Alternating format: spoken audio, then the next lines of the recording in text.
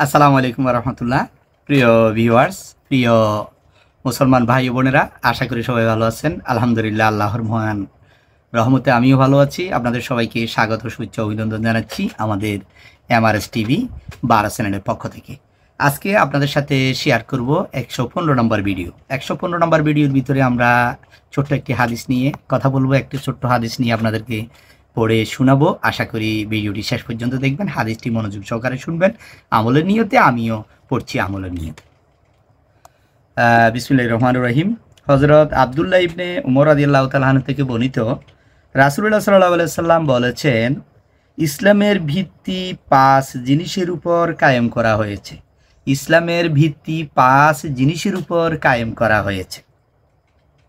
1, লা ইলাহা ইল্লাল্লাহু মুহাম্মাদুর রাসূলুল্লাহ, অর্থাৎ এই সত্য কথার সাক্ষ্য দেওয়া যে আল্লাহ ছাড়া কোনো ইবাদতের উপযুক্ত নেই। হযরত মুহাম্মদ সাল্লাল্লাহু আলাইহি সাল্লাম আল্লাহর বান্দা ও রাসূল। 1 নম্বর হচ্ছে এটা। 2 নম্বর হচ্ছে নামাজ কায়েম করা। 3 নম্বর হচ্ছে যাকাত দেওয়া। 4 নম্বর হচ্ছে হজ করা। রমজান মাসে রোজা রাখা। এটা হচ্ছে 5 নম্বর।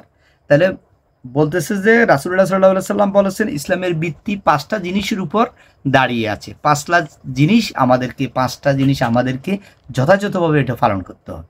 প্রথম হচ্ছে লা ইলাহা ইল্লাল্লাহ, আল্লাহ ছাড়া কোনো মাবুদ নাই। এটা আমাদেরকে মনে প্রাণে বিশ্বাস করতে হবে, এটার প্রতি ঈমান আনতে হবে। আল্লাহ এক, আল্লাহ ছাড়া কোনো মাবুদ নাই। রাসূলুল্লাহ সাল্লাল্লাহু আলাইহি সাল্লাম হচ্ছে আল্লাহর প্রেরিত রাসূল, মানে শেষ নবী। এটা আমরা মনে প্রাণে বিশ্বাস করতে হবে। তারপরে হচ্ছে 2 নম্বরে নামাজ কায়েম করা। তো নামাজ কায়েম করা বলতে কি বোঝাচ্ছে? আমি নামাজ পড়বো, আমার আহলে পরিবারদেরকে নামাজের জন্য দাওয়াত দেব, আমার প্রতিবেশীদেরকে নামাজ দাওয়াত দেব, এবং আমার সামাজিক রাষ্ট্রীয়ভাবেও যাতে আমার নামাজ কায়েম হয়, নামাজ পড়ে। যখনই আজান দিবে প্রত্যেকটি মুসলমান যাতে আজানের সাথে সাথে মসজিদে চলে যায়, জামাতের সহিত আদায় করে। এটা দাওয়াত দেওয়া, এটার জন্য কথা বলা।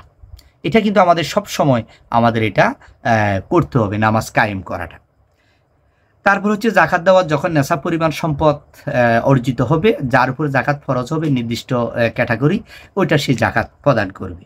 এবং যার কাছে পর্যাপ্ত পরিমাণ সম্পদ থাকবে, নেশা পরিমাণ সম্পদ থাকবে, নেশা হজ করার জন্য যে শর্তাবলী রয়েছে ওইটার সম্পদ যদি তার কাছে থাকে, তাহলে সে হজ করবে। তারপর রমজান মাসে রোজা রাখবে।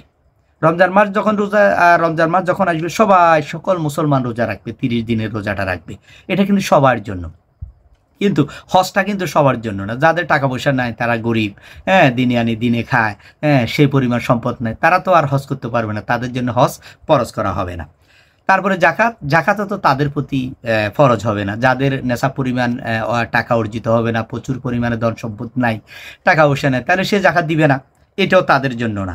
তাহলে সাধারণ যারা একেবারে আম জনতা, যারা একেবারে সহজ সরল মানুষ, টাকা পয়সা কম, আর্থিক কম, এরা কিন্তু বিশেষ করে ঈমান আনতে হবে।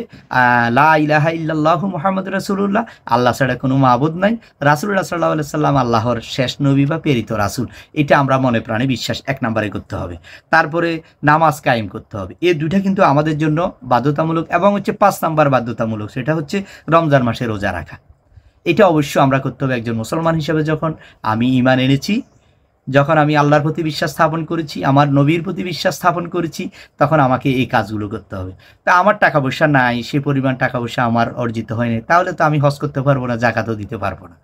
তো সে অনুযায়ী যাতে আমরা আমল করতে পারি, এই হাদিস অনুযায়ী যাতে আমরা আমল করতে পারি, সেজন্য আল্লাহ তাআলার কাছে তৌফিক দান করুক আল্লাহ তাআলা। এই হাদিসটি এসেছে বুখারী শরীফের 8 নম্বর হাদিস।